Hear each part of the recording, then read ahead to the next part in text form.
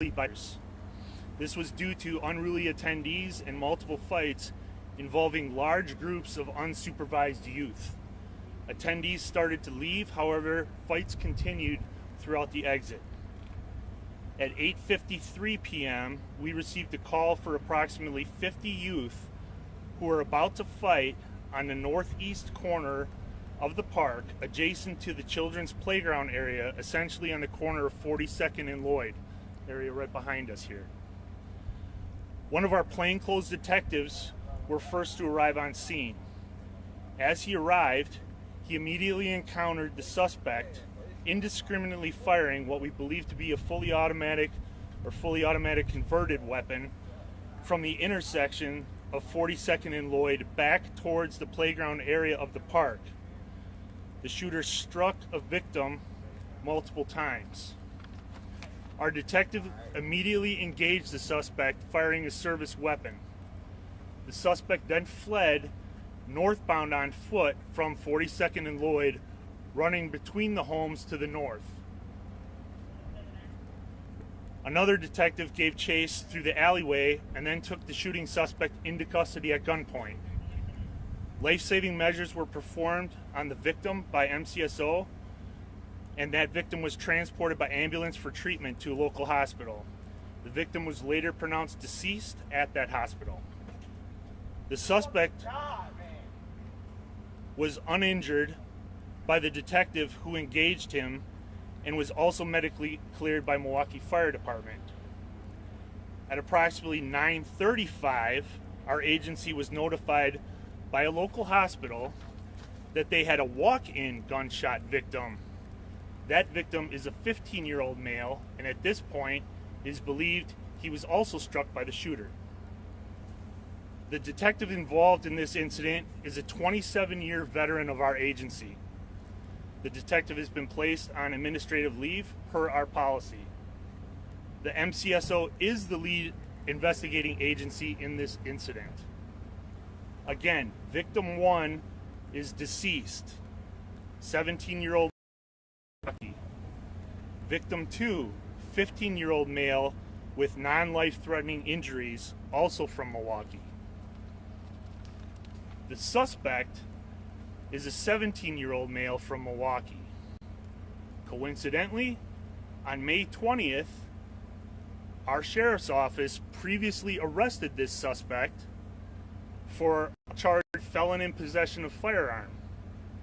He was currently out on bail on a $750 cash bail. Charges in this incident will be referred to the Milwaukee County DA's office in the coming days.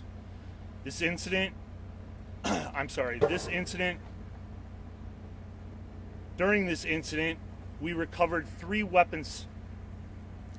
Throughout the night at the event, deputies and detectives also recovered an additional 5 firearms. And that ends my formal comments. I will try to take a few questions, but as you guys know, this is a very active scene. There are a lot of things we do not know, and more than likely, I probably will not be able to answer your questions. Clear on the cash bail. That cash bail at $750 was for the May 20th arrest for felon in possession? That is correct. Does that make your department upset knowing that he was out on bail and then something like this happened? Well, we don't control the court system. We only make the arrests on the street, so it is unfortunate that that same person was out on bail who now is alleged to have killed somebody tonight. We saw an individual running and then getting seemingly detained by police officers at around 11:30. Is this like an arrest? Like what? No, I think that was just something not directly related to this. Why was one of your detective placed on leave? Did they fire just drew the gun? What? No, as I stated, our detective engaged the shooter and fired their weapon at them multiple times. Yes. So you said, minus this event, you said that deputies and detectives recovered 8 firearms separate from this? No, they recovered 5 firearms earlier in the night during the event, and we have recovered 3 at this homicide incident here. There's been a number of incidents in recent weeks involving shootings with people in this age group, 15 to 80. Are you aware, or is FPD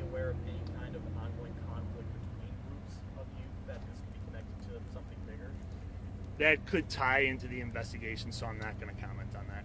Guys, we have time for 2 more questions. Apologies. More questions? What is the perspective of law enforcement when an event is labeled as a peace event and this happens? Well, I was thinking about that before I knew this question was coming, and I would say that it's unfortunate, but unfortunate isn't the right word. It's infuriating. We have an event that's supposed to celebrate the Juneteenth holiday, and it ultimately ends in another young man being killed. I don't think there's anything more to say about that. Sorry, just to clarify, you said that 3 weapons were recovered, and then you said that, like, was it 5 additional? Was it 8 in total? How many firearms? So, once again, it was 3 were recovered with regard to the homicide incident that we are investigating. 5 prior were recovered during the event itself. What would you say to Milwaukee's youth tonight?